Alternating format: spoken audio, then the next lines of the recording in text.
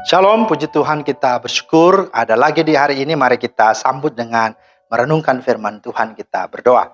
Bapa di sorga, terima kasih, kami bersyukur karena kesempatan lagi kami boleh mendengarkan firman-Mu mengawali hari ini. Biarlah hikmat dan pengertian dari Roh Kudus memenuhi dan memimpin hati dan pikiran kami. Haleluya, amin.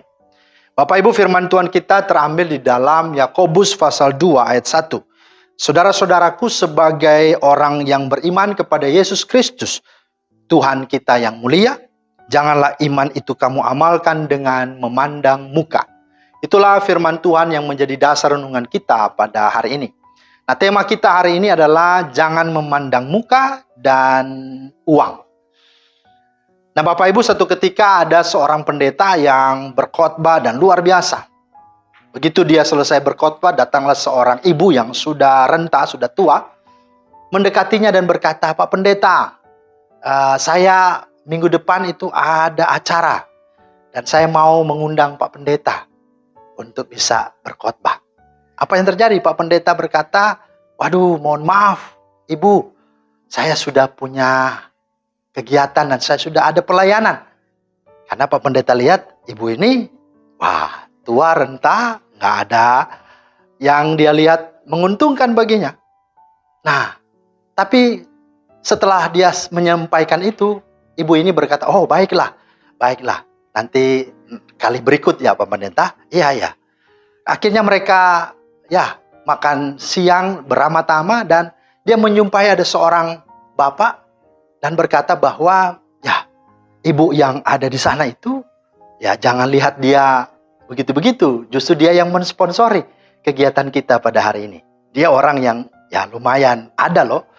Wah, Pak Pendeta pun, berarti saya salah. Akhirnya Pak Pendeta datang kepada ibu itu dan berkata, maaf, ibu tadi yang sampaikan untuk minta pelayanan ya? Ya tanggal berapa ya ibu ya? Minggu depan itu. Oh, tanggal sekian Pak Pendeta. Oh, sorry. Saya bisa katanya, karena rupanya saya salah tanggal. Nah, saudara, kira-kira seperti apa Bapak Ibu pikirkan seorang pendeta yang demikian? Maka ini hal yang perlu disadari. Kadang-kadang dalam hidup kita, kita selalu menilai dan melihat orang itu dari penampilannya, dari parasnya, dari segala keberadaannya. Dan rupanya itulah yang banyak orang melakukannya. Jikalau seorang pendeta pun bisa melakukannya, apalagi yang lain. Maka ibu bapak yang dikasih Tuhan, mari kita harus sadari bahwa jangan pernah tertipu dengan semua hal-hal yang nampaknya tidak menguntungkan atau mungkin menyusahkan. Tapi justru kita harus sadari bahwa ada Tuhan di baliknya. Karena itu sebabnya berkat Tuhanlah yang membuat kita kaya, bukanlah usaha, bukanlah pengertian kita, bukanlah penilaian kita. Maka percayalah bahwa semua sudah disediakan Tuhan. Bagian kita adalah melayanilah. Bagian kita adalah beri yang terbaiklah. Bagian kita betul-betul full all out, penuh kesungguhan untuk memuliakan Tuhan. Apapun itu dan siapapun, mari kita bukan menjadi hamba uang atau hamba manusia, tapi menjadi hamba Tuhan.